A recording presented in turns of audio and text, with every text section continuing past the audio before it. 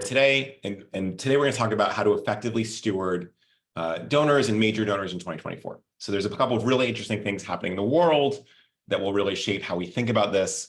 But I'm very, very excited for this. I think hopefully you will learn a lot, not just about major donor stewardship, but about how human relationships work. We've done a lot of research. In particular, shout out to my friend and colleague, Phoebe, who's on the call. Phoebe down in Austin, part of the FreeWill team, has put a ton of work in today. So anyone that wants to give a shout out to Phoebe in the chat can do so. And I'm sure she'll appreciate it because she puts in a lot of hard work every week here. Quick housekeeping notes before we get started. So this event is approved for 1.0 CFRE credits, like all of these, right? We've added a question to the survey. At the end of the session, we're going to drop a survey in the chat. You are then welcome to fill that out, and that will be a record for you. We are not going to send you a certificate. What happens is if you get audited, we will back you up, right? So that's how this works. CFRE credits are self-reported. That's how that works. Here's the agenda. I won't read it out, but the number one thing that someone's going to ask anyway in 10 minutes is, will you send around the recording and the slides after the fact? And the answer is yes, we will. We are delighted to help you out here. If taking notes is the best way for you to learn, great. If you just want to sit back and relax and drink your tea, also great. Couple other notes, closed captioning should be enabled. So if you're hard of hearing, you can feel free to add that. And I will also, any sort of meaningful images, I'll be describing them, right? There's a lot of photos that are just sort of associated that won't be core to the content, but anything important, I will describe that if you are hard of sight. Okay, so quick intros. My name is Patrick, pictured here with my wonderful co-founder, Jenny, when I had a much bigger beard. We are the co-founders and co-CEO of a company called FreeWill. And at FreeWill, we get to work alongside a huge team of almost 200 folks. We have generated almost $10 billion to date. We're working with almost 1,500 nonprofits, including many of you. So if that's you, really big thank you. And together we have about 4 centuries of fundraising experience across designers, engineers, lawyers, a lot of sort of fundraising expertise from the nonprofit sector. And what do? We basically try to invent things that that help you sort of succeed in a changing world, right? There's a lot of big things happening in the world. We think the 3 biggest trends of the next decade in philanthropy are in no particular order. 1, the great wealth transfer and all the money that boomers are going to pass along. 2, the rise of donor advised funds and non-cash giving like stocks and QCDs and even cryptocurrency. And 3, the rise of artificial intelligence and how that will shape it, right? So we think a lot about these things and we do our best to help. So that's where we are. And then one thing we love to do for you all, because we're so grateful you're here, is give away some of my favorite books each week. And this week, we are going to give away a book called The Other Significant Others. So some of you have heard of this. This is, I think, an early favorite for at least on the list of nonfiction books of the year. It just launched on Valentine's Day, 13 days ago. And it just hit the bestsellers list as of a few days ago. So it is by Raina Cohen. Raina is a NPR producer and editor. So those of you that are in DC will hear her a lot. She's also been featured in the New York Times, in the Post, the Washington Post, in the Atlantic, where she's written. And this book is about relationships, particularly non-romantic relationships that are exceptionally strong. So super excited to give 20 of those away. And I'm even more excited that Raina has decided to drop into our webinar today. So Raina, feel free to come off of video or come onto video if you need to. I think I need permission to have my video turned on. Let's make that happen. Here we go. So we've never done this before, right? We give away these books. We've never had the author on to drop in. Welcome, Raina. Raina, where are you in the country right now? I'm in Evanston, Illinois, so I totally empathize with what is going on with Chicago weather right now. I'm here back at my alma mater, Northwestern, and I can't believe it's this hot in February. Are you giving a book reading or a book signing in Evanston? I have an event tomorrow at Northwestern, and then I'm also speaking to a number of classes, talking to different people on campus while I'm here. So cool. And as of what, 4 days ago, you are now a best-selling author with your first book, which is very exciting. How does that feel? Uh, it's great. I don't know what else would I would say. Like it's terrible to be a best-selling author. It's wonderful. It means that I think that more people will learn about it and gives an indication that the topic is striking a chord. Yeah. So Raina's book is about particularly it's a real focus on sort of lifelong deep friendships that rise to a whole other level, right? I mean, it's sort of Raina, I'm going to be very briefly summarizing it in a way that is deep, much worse than you would do. Let's we get on some other questions. And it's really about sort of like these fundamentally extraordinary non-romantic relationships in a culture that sort of only really focuses on extraordinary romantic relationships, which are also great, right? So no knock against marriage or lifelong partnerships in the romantic sense, but also this sort of that there's a lack of language and a lack of understanding of some of these other extraordinary friendships and communities. So it's been wild to see how many people in my life have said, have you read this book? This book it sort of speaks to a thing that I knew was happening in my life, but we've never had language for it. And so sort of generally strong recommendation to go out and get this book. But Raina, you did a ton of research on this, both in your early writing and then in writing the book. What did you learn about what builds strong relationships as we, after you get off the call in a few minutes, we're going to dive into sort of talking about relationships with donors and for fundraisers. What are the big things that you uncovered in this great process that you've gone through? I mean, for these particular kinds of friendships, I think, it's kind of the elements of what it takes to build any kind of partnership. Or, if you think back at the points in your life where you've maybe had the most intense friendships, that you probably were like living in close proximity to those people, running into them all the time. You didn't have to kind of slot them into your schedule, and you got to know so much about each other's lives by the ease with which you could see each other and ask about each other's lives. So it's kind of a mix of time and proximity. I mean, something that might be relevant more generally for relationships beyond these types of friendships is actually asking for help. I think that there is a kind of counterintuitive idea here for a lot of people that actually, you're not necessarily burdening people when you are asking them to be by your side in, a state of crisis or for caregiving support or any other kind of need, but you're actually being vulnerable and welcoming that person into your life. And I've been on both sides of it, where I think some of the most, the moments of greatest closeness that I have felt have been when either I have totally had to let my guard down and ask for things from people, or where I have been welcomed into a moment of real vulnerability for someone else. Yeah, that's great. And then I think one of the things we spoke about at some point is that this sort of connection is actually needed more than it used to be. Right? What are some of the trends around community and connection in the United States? Well, there are trends like a loneliness epidemic and what's been called a friendship recession. So there's been a huge drop off just in the last few decades in the number of close friends that Americans report having. And at the same time, we have all these demographic changes where marriage is less common. I mean, there's a record high number of people who've reached age 40 without marrying. And then also people are getting married later. So that means, people aren't getting married when they're 18 or 20 at this point for the most part, and staying married until the end of life. So you end up having these maybe a decade-long stretch where somebody does get married, but what do you do with those years before that? And especially for women who are married to men, the likelihood of surviving their spouse is extremely high. I mean, almost a third of women over 65 are widows. So, we kind of have this one way of saying, here's how you get a fulfilling life, which is go out and find a spouse. But even if you do that, which a lot of people don't, or maybe it's not the right fit for them, it makes sense to have other forms of support, both at the same time as a spouse, because it's too much for one person to bear, and also for those stages of life where, there are other forms of connection that make sense to seek.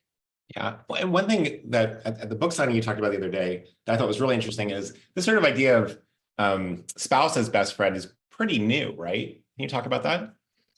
Yeah, I mean, it's so baked into kind of how people talk about their romantic partners now that it's a little bit hard to believe. But, something like 50 years ago, people probably would not have been saying that their spouse is their best friend. And certainly farther back, there would be no expectation of anything approaching friendship in a spousal relationship, partly because there's so much inequality between, we're talking about marriages between men and women, and men for a long time owned their wives, essentially. Not, I mean, their wives are their property, and it's hard to have an egalitarian relationship like friendship with somebody when you don't have, you don't have an equal footing. And marriage used to be much more pragmatic, and now people expect for their friend, or for their spouse to be their best friend and help them find the best version of themselves. And we just kind of loaded a lot onto friendship. One person I interviewed talked about it as one-stop shopping, and it's kind of like the big box. It's like moving from more of a downtown with a bunch of small stores to something like Walmart, and we're seeing that in our relationships, not just in our economic life. Yeah, that's great. So two big takeaways for me is one, the sort of the proximity and the informal interactions is a really key component. Second is asking for help in a big way. Any other big tips you want to give to this group, either in building relationships with their donors or just building better friendships in our lives, which obviously is Clay passed along the Abraham Lincoln quote, which says the better part of one's life consists of his friendships. Yeah, no, I mean, certainly if you look back and look at historical letters and historical figures, the way that they talk about friendship is really beyond what a lot of us would think about today as acceptable for friends. And I think that that's kind of related to maybe what might seem like an obvious point here in terms of deepening friendships, which is actually believing that friendships can be significant in your life, and having conversations and making decisions that actually prioritize friendship. Because I think we have this kind of feedback loop where people don't make decisions like where to live or jobs to take, or how they're even just like their house setup, that they live far from friends, even if they're in the same city, and then they become less close to those friends, and then they think, well, my friends aren't that important in my life, so why would I make big decisions around them? And you can kind of reverse that cycle a little bit by actually trying to think about what kinds of roles could you welcome friends into that currently it only feels like maybe a relative or a spouse would be appropriate for, and just kind of take that risk and see where it goes.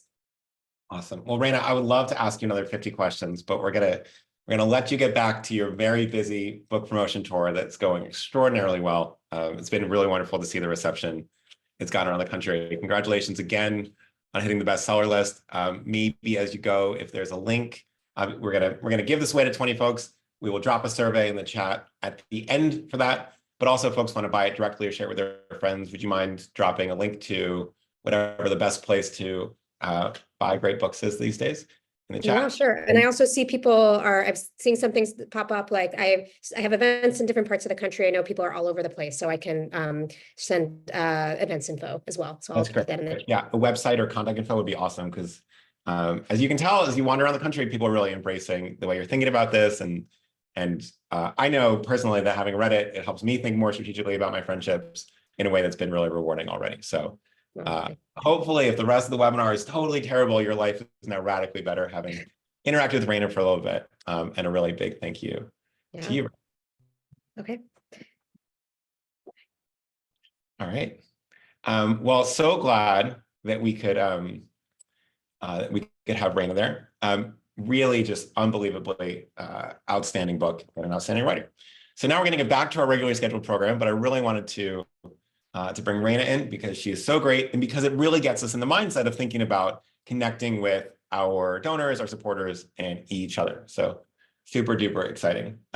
Couple quick things before we get in. We've asked you how you're feeling. A little bit dips in happiness, but generally feeling pretty great. How confident are we about hitting our goals?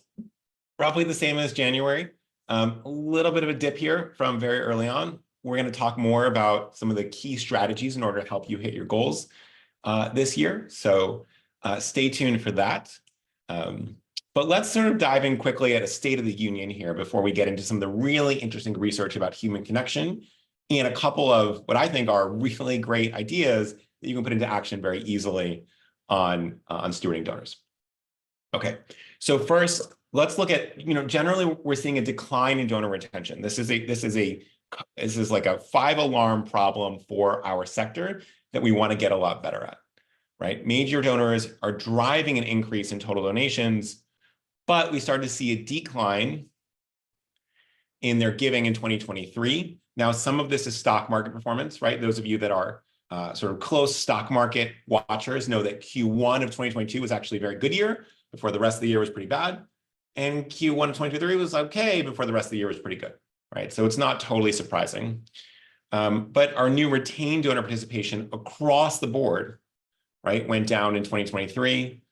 And donors across all gift sizes had a lower retention rate compared to 2022. So we have our work to do. As of the second half of last year, about half of major donors were retained year to date, which means they gave another gift second year, right? So not terrible there. But stewardship drives an enormous component of overall revenue and often tends to be undervalued compared to new donor acquisition. So I'm going to say this some more. The recapture rate for lapsed donors, meaning folks that have been gone for a couple of years, is only 4%, which means they're basically lost. If donors stop giving at your org, it's unlikely they'll give again, unless, by the way, you employ some of the strategies that we'll talk about later. It is far more efficient to steward and retain your current donors than to constantly acquire new ones and just churn through. Now, I know many of you know this, but sometimes the math isn't super clear, right? So we're going to walk through how this works. If two orgs get 100 new donors each year, and each donor gives about $100 annually, right? And one organization retains 90% of their donors, and the other organization retains 80% of their donors, you might think that's pretty close. But actually, what's the sort of ratio of how valuable a donor to organization A is compared to organization B? So feel free to take a quick guess in the chat. Yeah, you guys didn't know that there was going to be math pop quizzes. We got already a couple of surprises, but take a guess as to what the... Karen says 30% more, 20x difference, 20. Karen Kress says twice as valuable. John says 60 times, might be a lot, depends on the gift amount. All right. Well, congratulations, Karen Kress. The correct answer is about twice as valuable, right? So there's actually a lot of research in business around what we call lifetime value of a customer. And I'll show you what that looks like. In the lifetime value of a donor is exactly the same math. So how does this work? What is your average gift size? Let's presume it's all the same, right? And then it's 1 minus your annual retention rate. So if you're retaining 99% of donors, you'll average sort of about 100 years of gifts. If you're losing half your donors every year, you'll average about 2 years of gifts. And so this math is really important. And if you don't know what it is for your organization, it is time to go do that, right? So a new donor is twice as valuable an organization with a 90% rate compared to an 80% rate, or an 80% rate compared to a 60% rate, right? So stewardship really, really matters even along the edges in terms of making yourself successful. One other thought that I want to share is that one of the things that is shifting giving in the United States in particular, but also across the Western world, and to a broader extent, the non-Western world, is a gradual decline in church attendance. Now, there's no value judgment around this either way, but it is the case that for folks who are regular church attendees, and by church we mean synagogue, mosque, etc., and giving weekly to the church, they tend to be more generous to other areas because they're in the practice of giving regularly. Now, most other types of organizations don't have the weekly cadence of giving. And so when people get out of practice, they tend to give less everywhere, right? So it's a bit of a problem. And as you can imagine, this trend is not reversing as far as we can tell, right? Gen X shows no sign of sort of swooping this back up. So it means there's a lot of extra effort in stewardship. So just naming that as well. All right, so we asked you about a couple of thoughts on stewardship, and we're gonna dive in here, and then we're gonna talk about some really practical research that we've uncovered to help you out. So what do we mean by stewardship? Most of you said thanking a donor, updates on their impact, other big things, special events, meeting one-on-one, engaging them in non-fundraising activities. So you can see a little bit of a sense, adding them to a legacy society or a giving society, cultivating the donors, and so on. But what are the barriers? Number one barrier for you all, Not enough time, not enough staff, right? Second barrier, we don't have a plan. Third barrier, we don't have contact info for our donors, right? That's a really serious issue, right? We don't talk about that enough. Team doesn't understand the value of stewardship, et cetera, right? So these are some of the big barriers that your peers are facing in stewardship. And so we'll talk about how to unlock some of them and actually how to achieve this despite those challenges. We also asked you, and this is just to give you a good baseline here, what frequency do you find most effective for donor stewardship? You see the biggest answers are quarterly and monthly, right? Not a lot of people are doing every 6 months. Annually is probably too little. So not a lot of people are doing more than every month. We also asked you whether you have a distinct strategy for major donors compared to non-major donors. 60% of you said yes, 17% said no. A bunch of you said, I don't really know yet. So we'll sort of leave those out for now. And then when we ask about our major giving donors, are they giving annually? Well, actually only 23% say that, more than 75% of your major donors are giving annually. 23% again said half to 3/4. A full 16% said, only about a quarter of our major donors are giving annually, and this is a real problem, right? So let's start to address this and how do we get there to help out. We ask you what percentage of your major donors make a second major gift. Answer is not very many, right? And so there's a lot of work to be done to make sure that our first major gift is followed by a second, a third, a fourth major gift, and by the way, a planned gift, right? So many of you said your major donors are not currently making planned gifts or committing to put you in their will. This is a huge problem. Why is it a huge problem? Because you thought the gift you were getting was a big gift, and it was, but a planned gift is dramatically larger than that gift. So if we end up with 15% of someone's entire life savings and they're a major donor, and wow, it was so great to get $200,000, but we might be looking at a $4 million planned gift, and we're missing out on that when we ignore planned giving, right? Especially, remember we talked about the 3 things shaping philanthropy over the next decade. The great wealth transfer means that a lot of your major donors are 75 years old right now. And if we don't get those planned gifts, those folks may pass away, right? Very sad for lots of other reasons, but they may pass away and stop giving to your organization, obviously. And without that planned gift, you're really going to start falling short in your goals. And so we need to make sure that we're transitioning our major donors into also planned giving prospects. All right, so that's a little bit of sort of snapshot of where you all are, what we've seen across the broader ecosystem. Let's talk a little bit about the science of connection as we think about building tight ties between you and your donor and your organization and your donor. So as Raina was saying, and again, so glad she was able to join us, this ends up being just a critical part of your mental, emotional, and physical health. Raina actually recently wrote a great op-ed in the New York Times that says, if you want a successful marriage, do this. And the this was have great friends outside of your marriage as well. People with stronger social bonds have a 50% increased likelihood of survival than those with fewer social connections, right? This is the reason the Surgeon General of the United States is so focused on this right now is loneliness is one of the biggest health issues in America, not mental health, physical health, right? Obviously also mental health as well. It also helps create stronger communities, right? So we're building community across the board, and stronger relationships actually encourage people to give back to their communities, which may further strengthen those connections, right? So it's a real good virtuous cycle here and a pretty important role, right? For many people, nonprofits are their connection to the community. And so if you're a church, a museum, a hospital, right? A synagogue, a local school where people are volunteering, a Boys and Girls Club, a food bank, you play actually a really big role in the fabric of the community that's going to have a lot of benefit from your donors in ways you might not know. One of our favorite tactics to build connection is something that some of you have heard of and some of you have not, which is there's a long New York Times article from what now must be 5 or 8 years back about the 36 questions that lead to love.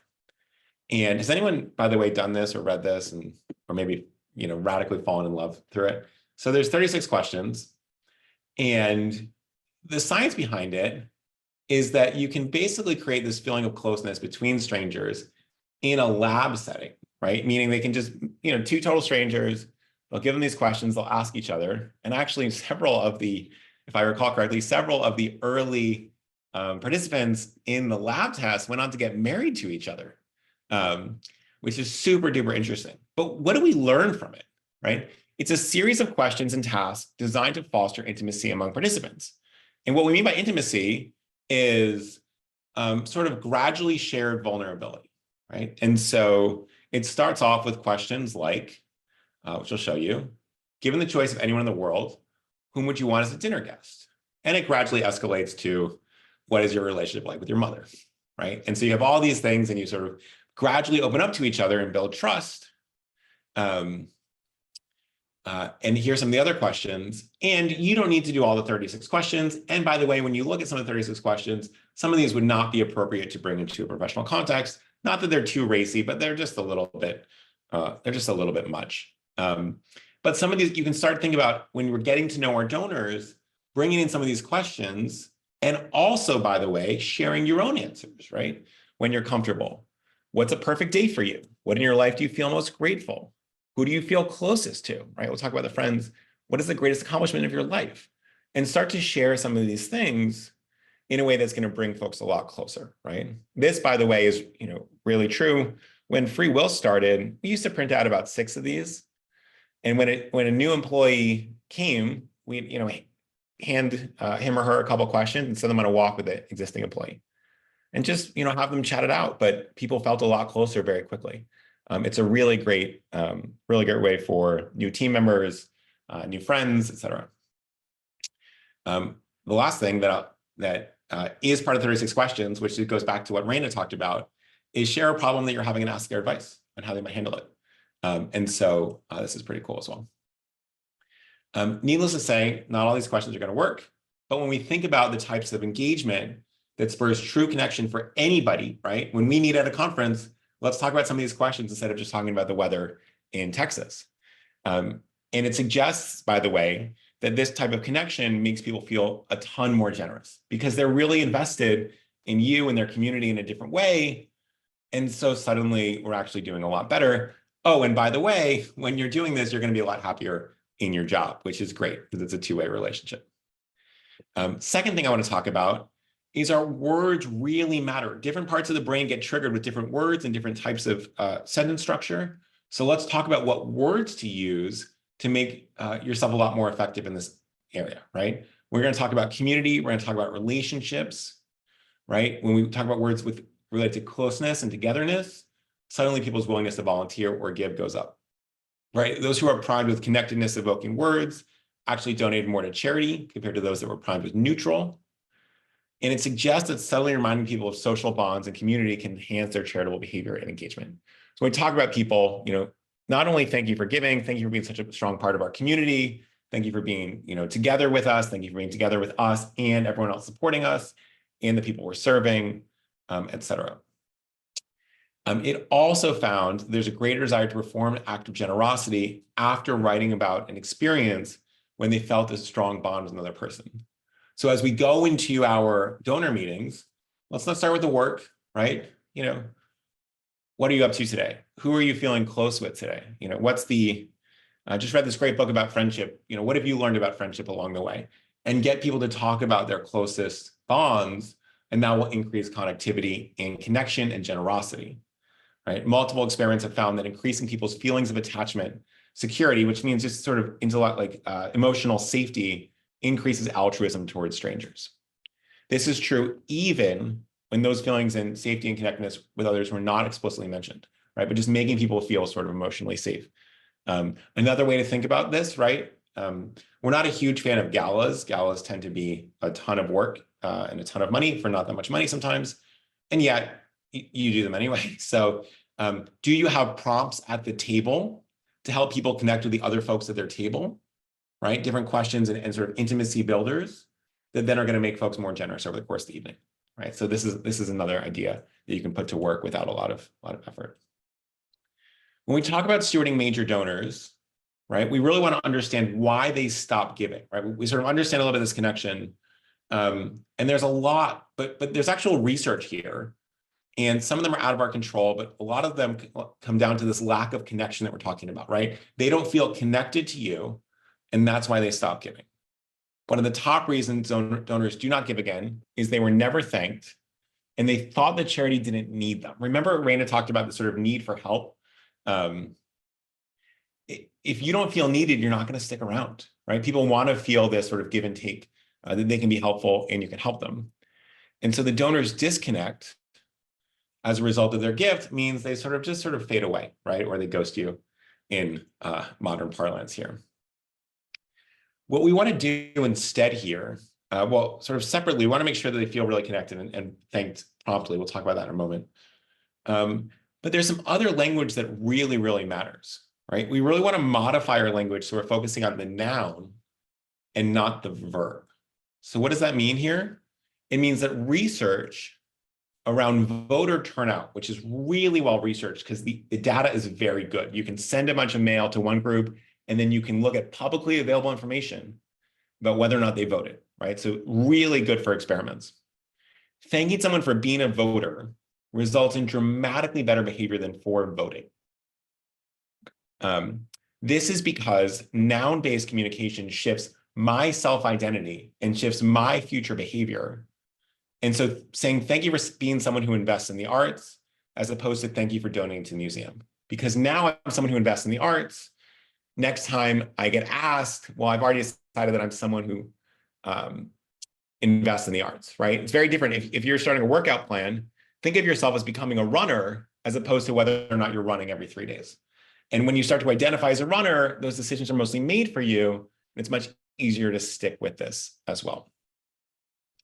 Laura Brooks, big shout out Laura for adding this, said, we have had a huge response ever since we switched to noun-focused verbiage. Laura, if you want to share anything else about that in the chat, I'm sure people would love to read it. It's very, very, very important. Thank you. Thank you, Laura. It's really great. To give you an example here, Mona, in the voting context, just to show you how big the gap here is, California in 2008 and New Jersey in 2009 basically sent 2 different types of mail, folks within California, excuse me, and within Jersey, said 2 different types of mail in advance of the election. Some use the verb condition, thanks for voting last year. Some use the noun condition, thank you for being a voter. And you can see how dramatic the growth is from one piece of mail by using noun condition over verb condition, right? Same thing in Jersey, right? Huge, 90 to 80. By the way, those of you that are more students of politics like me know that there's very little that has this kind of impact, right? It is very hard to move voting behavior. America's going to spend billions of dollars in each direction on the November elections, trying to fight for 0.6 points, 0.2 points, 0.1 point in a close election. Nothing moves it like this. I mean, this is huge. So it's pretty wild. Do not underestimate the powers of a thank you. 90% of donors say it's the single most important communication they receive. I promise that 0% of you put the most effort into thank yous compared to other things, right? And if you do, feel free to tell me otherwise. But this is the most important thing. Donor retention is incredibly important, and yet we let this drop off a lot, right? Thanking your donor reminds them of their choice to donate. It reactivates the warm glow they feel when they give. And it's especially effective for lapsed donors or if they forgot, right? So I want to talk about this in a second. What is the perfect thank you note? We focus on the impact, not the dollar amount. Talking about money builds a transactional relationship with their donors, which is not what we want. Talking about impact makes it feel like we're making a difference together. So we're leading with the impact the donation is already having. We're using the present tense. I'm going to talk more about this later. Super important, right? If you only take one thing away, think about using the present tense in your thank you notes. And we're going to be specific. Because of you, we were able to foster 12 abandoned puppies in rural Texas. That's so much better than your donation helped save puppies. Second note on perfect thank you notes. Do not make it just about you. The donor gave their money to your cause. We want to make them feel like a hero. You can do this by illustrating how their donation helps the mission. Your support is being put to use right now to provide shelter, supplies, and meals to more than 60 women and children in Carroll County. Your donation will help us as we expand to provide services to 100 people in need next month, right? It's very direct. Your money is doing X. Third point, let's do our research. We're not sending the same thank you every time, especially to our major donors. Donors will notice, it will feel trite. We acknowledge repeat donors' continued support. We tell them what's new. And this is a really good role. A couple of weeks ago, we did a deep dive on AI and how to use it as a nonprofit fundraiser. You can always go back and watch our recordings on that if you missed it. AI really helps with personalized thank you notes at a higher volume, right? This is going to be one of the best use cases. You still want to read it, double check it before you send it out, but it's a very, very, very good use here. And major gift officers across the board should be using this to generate highly personalized talking points for thank you calls, right? This is a really, really good use case. And more and more nonprofits are using it. We have a tool, it's called Willy. You can check it out at willy.freewill.com. It's free. Go check that out and we can help. Bonus note, this is not what any of you are doing, but it's incredibly important, right? So please sort of soak this in for 30 seconds. We want our thank yous to feel like an action movie, right? What does that mean? It means the really best words in our thank yous are right now or right away. People really crave this sort of immediate gratification. Right now, thank you for your gift. Right now, your gift is being put right to use, feeding the hungry in our community. Your gift will be put to use right away to get art supplies in the hands of our most promising art students. Right now, we are planning our summer concert series, and your gift is allowing us to expand free tickets to local kids, right? This feeling of like your gift will, the idea that your team is on it and helping, right? Money is all fungible, right? So $10 goes into a bank account, it's unclear where that $10 is getting spent. You can always talk about the things you're doing right now. Right now, your gift is supporting X, right? And by the way, this is just an excuse to remind you that The Rock is probably the best. Has anyone ever seen The Rock? It's probably the best action movie that exists as we think about how to frame our thank you notes. It's absolutely excellent. So Sean Connery is great in it. Go check it out. Luke says Point Break. I would say True Lies and Leon the Professional are the other action movies if you need one. They don't all sort of culturally hold up 20 years later, so don't hold me responsible for anything there, but quite good. All right. Side note, thank you for indulging me there. Watch out for these small gifts, right? There's actually some really interesting research that sending small thank you gifts does more harm than good. Why is that, right? Because there's a research out of Yale that says small gifts can reduce donations further compared to thank you with no gift. Why is that? Because it feels a little transactional and saying, oh, I just gave you $300 and all I got was a mug. I'm not spending $300 on a mug. That's crazy. When in fact, it's just a gesture of a thank you. And so, and by the way, your major donors don't really need more mugs. And so just naming that. It's also likely that these gift logistics, I see a lot of organizations putting way too much time into gift logistics, taking time for more meaningful efforts, huge problem. Now, sometimes people will always ask when we talk about this, well, what about like lapel pins or things we give? We sort of want to hand this thing, they're used to it. You can still do this, right? So some of you will give lapel pins to your planned giving donors, right? Your planned folks that have committed to putting you in their will or whatever. You can still give these away if you want to. What I want you to not do not frame this as a thank you. As a thank you for your $20,000 donation, we're sending you this tiny pin. Just say, look, we're sending this pin to everybody in our legacy society or whatever, and we'd love it if you wore it to future events. We have it because it may inspire others, right? And so it's not framed as thank you for this big thing. This is what we're giving you in return, which sort of sucks compared to the $30,000 that I gave you. Instead, we're really focusing on this as just sort of something that they can have, but it's not a direct thank you for their note, right? So think about that. So great questions in the chat about that. Obviously, one of the biggest things that gets underrated in stewardship is this idea of actually knowing who the donors are. And it's particularly a problem for things like these much larger gifts, donor advised funds, stock giving in particular, gifts out of your IRA called qualified charitable distributions. So what we need here, and FreeWill has a bunch of tools around this too, is really making sure we're capturing the donor information when they make these gifts.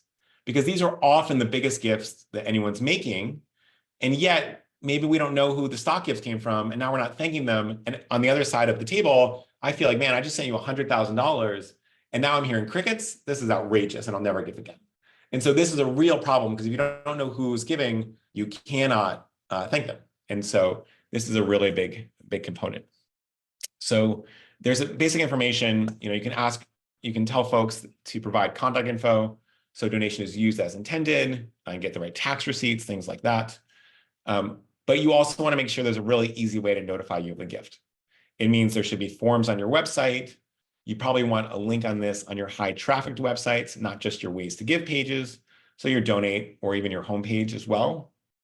So make it really easy to share. Here's an example at the Cincinnati Foundation, University of Cincinnati Foundation, where they can get an acknowledgement letter on QCDs. So really, really important.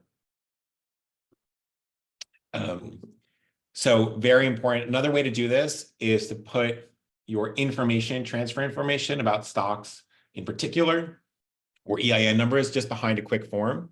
So people can tell you what they're giving, and then the information will be revealed as we go. Also, if you don't get the gifts, it means gift officers can follow up on gifts that are in progress.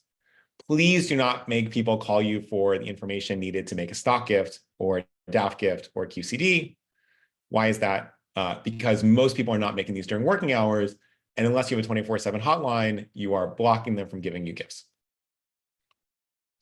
One note, because planned giving donors are really important to steward and historically don't share their information. So at FreeWill, over the course of several years, we ran experiment after experiment after experiment to try to get more people to share their information with nonprofits. And the winning test was almost twice as good as everything else, right? And so what was it? What we asked is this personal connection. We said, will you make the work of nonprofits easier by letting them know who you are? Anonymous gifts may be less helpful because they often cannot be included in planned giving goals. And it's just this very specific, say, look, this is helpful, and here's a reason why. And it's helpful to other humans, right? It's not just sort of big, broad institutions. It's helpful to other humans in a way that makes it really great. All right, so that's some of the big research around stewardship that you can start putting into practice. I want to talk to you about a couple other ideas that I really love, and then we'll do a little bit of questions and probably end a little bit early today. So a couple additional ideas. We are in the United States, and apologies if some of this is a little US centric. We are about, a month and a half until taxes are due. April 15th is the deadline to file income taxes in the United States. January 1st through April 15th is what we can think of as tax season. And it's a moment when people are already thinking about and evaluating their finances during the time of the year. It's a very good time for donor cultivation. So with this top of mind, it's a great time to share tax smart ways of giving with your major donors. On Willow, we have something called the Smart Giving Guide, or the Permanent Giving Guide, for people to just hold on to indefinitely. We also have that for our partners in something called the Print Marketing Library. Go check it out, where it's sort of this beautifully customized thing. And it's a really, really smart way to say, look, you might, as tax season approaches, you might be thinking about how to give in a tax smart way to any organization. Here are some tips. And you being the expert on giving anywhere means every time they give, they're going to think more about your organization. It's a real win-win across the board. Two other tactics we love, and in the same way that Raina was talking about sort of spontaneous, frequent, informal communications, there's something called the thinking of you note, which is stunningly powerful. And why is it powerful? It creates surprise, and surprise creates emotional resonance. There's a lot of research that says increased pleasure in a given moment. And when you get something out of the blue, the area of the brain associated with pleasure and reward responds most strongly to unexpected events, and it makes it much more memorable, right? And so we're building connection through surprise and memorability. And then research in the New York Times from 2022 showed that we underestimate the power of a general check-in, just a surprise reach out. And people radically underestimated how much joy it would cause, especially from what we call a weak tie. So your best friend reaches out, great. What about that friend from high school that you haven't talked to in 12 years? That person reaches out, and it's going to make you actually really happy all day. So you are sort of in that second category, right? You're not your donor's best friend, but reaching out of the blue is going to be quite helpful.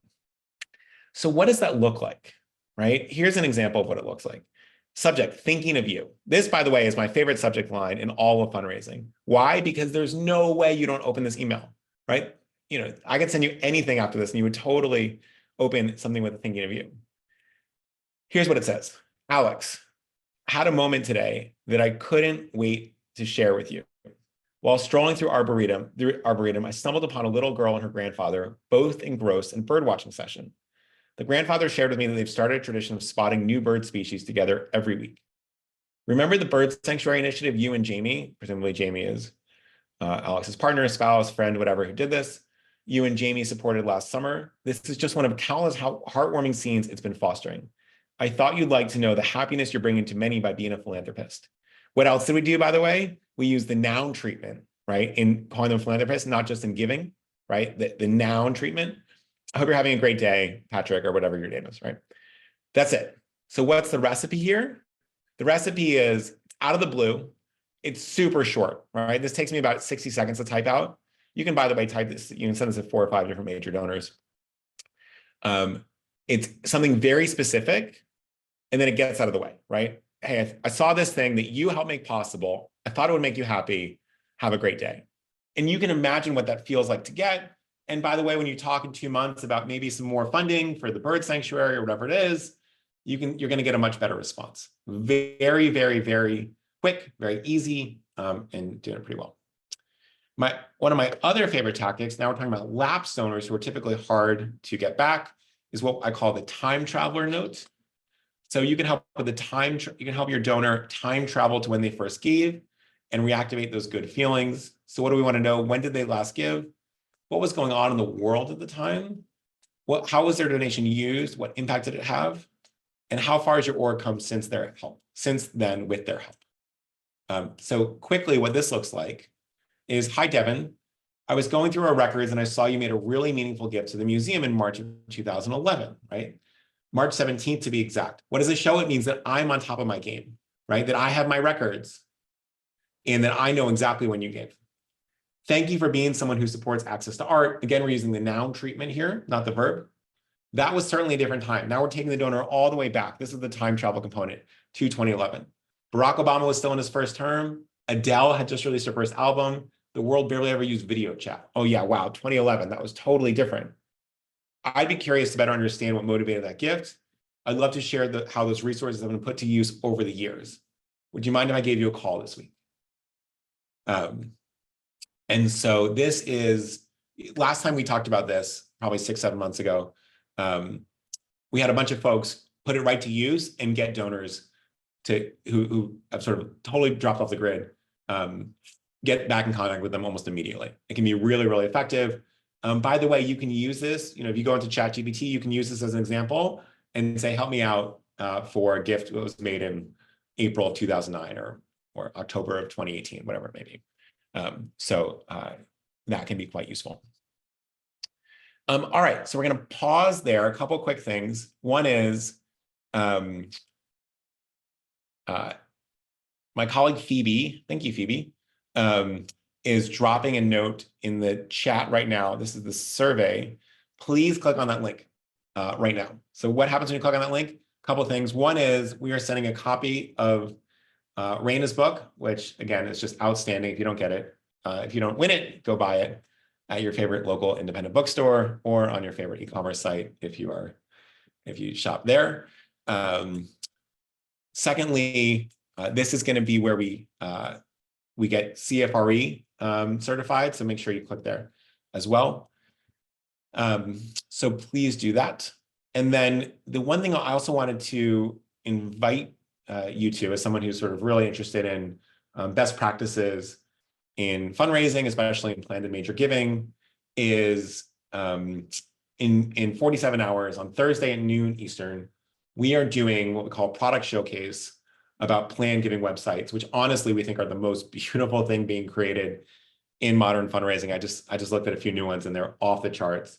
Awesome. So these are sort of educational, action-driven microsites for your planned giving or your major giving tools. It's something relatively new to FreeWill, but we're super proud of how it's going. And so you are welcome to join this on Leap Day, February 29th in 2 days. So there's a note in the survey if you'd like to join, and we'd love to have you there. A couple next steps before we do a question or two. We'll probably pause 5 minutes early.